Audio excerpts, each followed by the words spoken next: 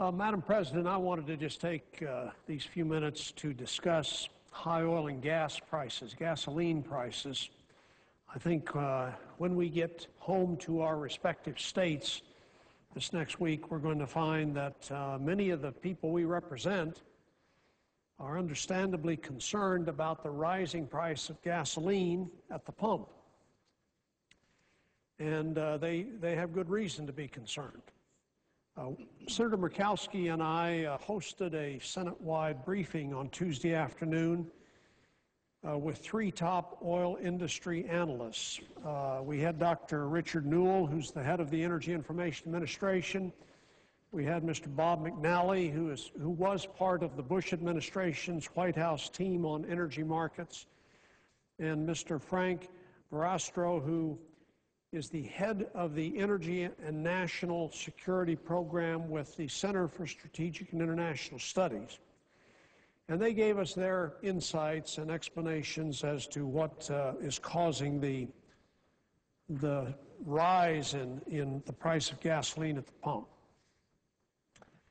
Let me go through four charts here to try to summarize what they told us at that briefing. I think it's very useful information for my colleagues and for anyone else who's interested in the subject. This first chart is labeled "Gasoline Prices Reflect the Cost of Crude Oil." A fundamental truth which they all subscribe to is that the primary driver of the price of gasoline at the pump is in fact the price of crude oil on world markets. This chart demonstrates that. It shows the price trends since 2005 for gasoline. That's in the yellow line on this chart. And it shows the price of crude oil, and that's the green line. While some past gasoline price spikes can be attributed to phasing out of the additive MTBE, for the last 3 years, gasoline price movements have exactly tracked global crude oil prices. So the idea that our gasoline prices are high today because of some particular action that the administration, the Obama administration, has taken is just not supported. The reasons for the current crude oil price increase are equally straightforward.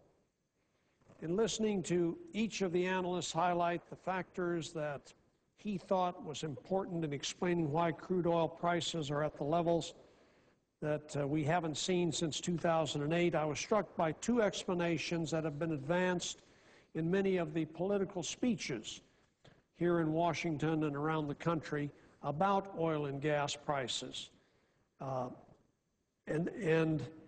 Frankly, the conclusions or the allegations or arguments made in those political speeches did not comport with what these analysts were telling us. First, none of the experts that talked to us highlighted the administration's permitting process in the Gulf of Mexico as being a significant factor in determining world oil markets. I asked Dr. Newell whether the current pace of permitting had any implication for the Energy Information Administration's short-term price forecast, and his answer was refreshingly direct.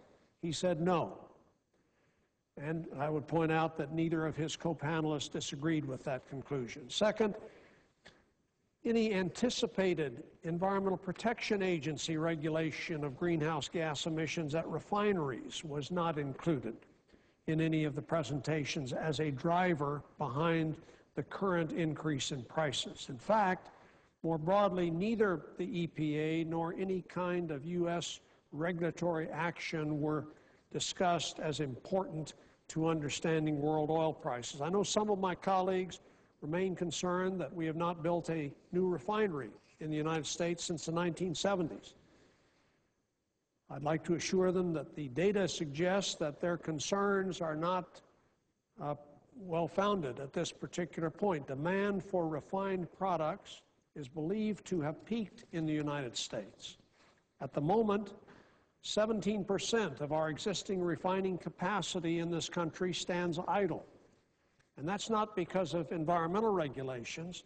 it's because demand for refined products has come down. In my opinion, it does not make a lot of sense to be debating whether we need new refineries when we're not using the capacity that we already have in existing refineries. So, having explored those factors that are not influencing oil price movements, let me spend a few minutes discussing factors that are contributing to increased oil and gasoline prices.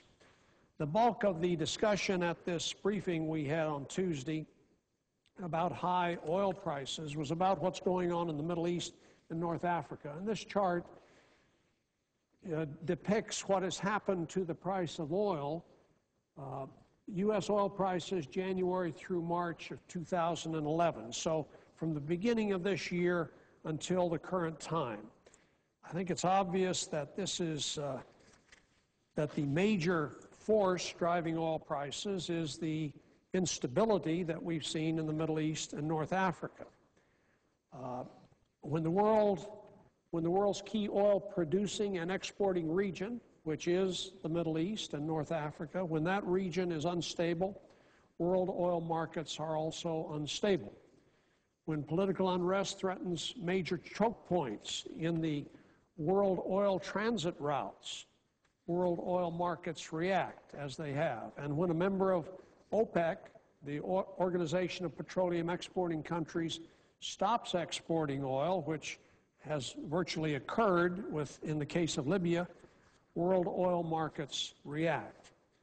Also, when there are fears that a nearby neighbor and a close ally of Saudi Arabia, home of the world's largest oil production capacity, begins to have political upheavals, that raises tensions in world oil markets as well.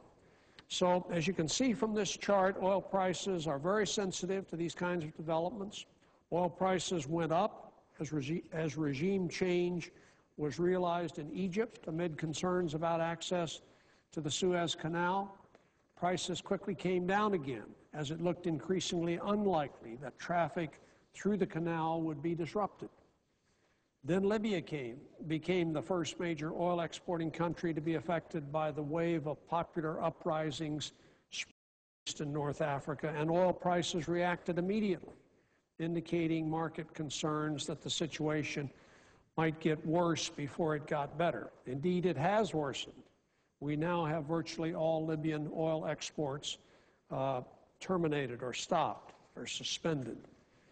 Sanctions against Gaddafi's government, combined with chaos on the ground in Libya, have driven Libyan oil exports to near zero. There's been little hope for improvement so far in the near future.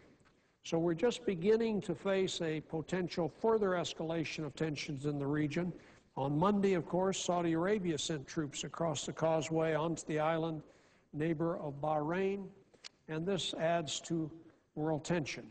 World oil markets have reacted with expectations, and here I'm avoiding the use of the more politically loaded term speculation, although I do believe that that word is appropriate.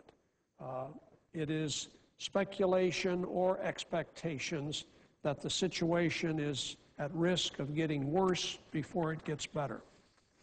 So into this uncertain environment, we now have a new source of even greater uncertainty. That is the earthquake that has plagued the island nation of Japan, the ensuing tsunami, the nuclear disaster that has struck Japan. All of that has introduced the possibility that the world's third largest economy might be consuming less oil in the near future than was earlier assumed. And world oil markets have again reacted, this time by falling to under $100 per barrel as we try to better understand the size and the scope of the disaster that our Japanese friends and allies are facing. So what can Congress do to help ease the burden of high prices for U.S. consumers when oil prices are determined mostly outside our borders, as I think they clearly have been? I think a realistic, responsible answer has to be focused on becoming less vulnerable to oil price changes over the medium and the long term. And by doing so, we become less vulnerable by using less oil. I believe that increased U.S. oil production can play a significant role in world oil markets. The United States has fairly modest resources compared to much of the world. Our base of proven reserves is small. Many people have observed that the United States has less than 2% of the world's proven reserves. Despite what economists and analysts agree is a relatively modest resource base, the oil and gas industry in our country has led the world in developing state-of-the-art technology for oil exploration and production. Our companies are continuing to get more oil out of the ground and into world oil markets than any of us could have believed was possible. To use a boxing metaphor, we're punching above our weight in oil and gas production thanks to the technology lead that our companies have developed. According to the Energy Information Administration, oil production in North Dakota has risen by 150% since 2005. That's all from the Bakken Shale formation. This is due to the advent and application of new drilling technology. It is a success story that we all can celebrate. Let me now talk about this third chart. Oil production is up strongly across the United States in the last few years. This chart demonstrates that current increases in oil production are a significant change from what we've seen in the last several decades. We have not had to repeal any environmental laws to achieve this or change the protections that apply on public lands. Let's not forget that even with U.S. production strongly increasing, oil prices have also been increasing. While domestic oil production plays an important role in ensuring the energy security of the country, its contribution to the world oil balance is just not sufficient to bring global oil prices down. It's therefore not a complete answer to the high oil and gas prices that tax our consumers and that threaten our country's economic health. So this leads me to conclude that the key to reducing our vulnerability to world oil prices and volatility is for us to find ways to use less oil. We need to diversify our sources of transportation fuel. We need to set ourselves on the right path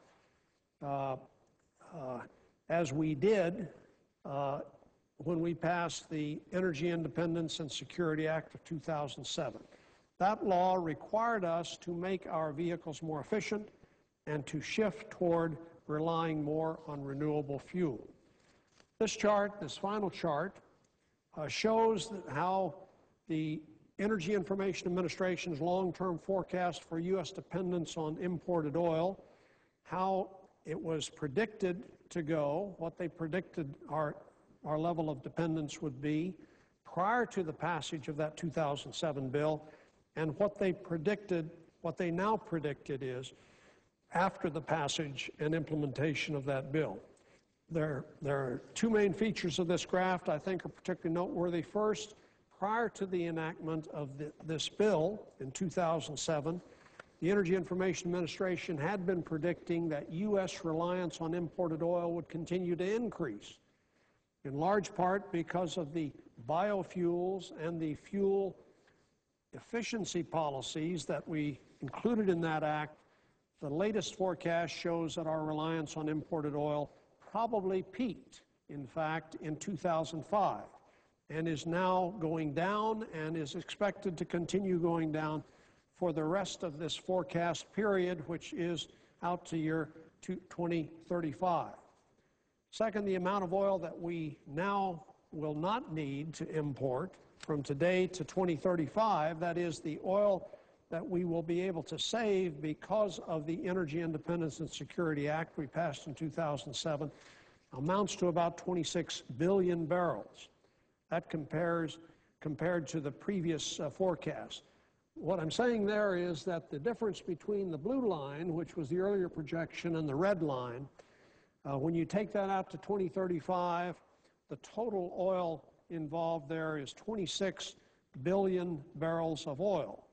This amount is greater than the total U.S. proven oil reserves, which are estimated at 23 billion barrels. So I hope we can all agree that this has been a significant success. How do we continue on this path toward reduced oil and gas, reducing our oil dependence? I'll conclude by highlighting three areas, three key goals that I hope we can focus on in the Senate in the coming weeks. First, we need to enable further expansion of our renewable fuel industry, which is currently facing infrastructure and financing constraints. Second, we need to move forward the timeline for market penetration by electric vehicles. And finally, we need to make sure that we use natural gas vehicles in as many applications as makes sense based on that technology. Every barrel of oil that we displace from the transportation sector and that we therefore do not need to consume in the United States makes our economy stronger, not to mention our personal pocketbooks, less vulnerable to the volatility of the current marketplace.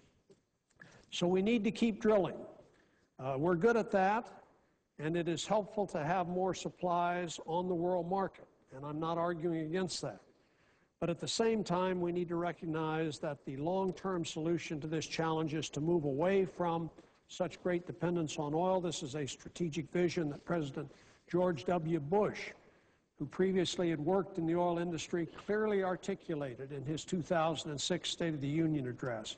We subsequently proved in Congress in 2007, the year after that State of the Union address, that we have the ability to make significant changes in our energy consumption and that it is possible to mobilize a bipartisan consensus to do so.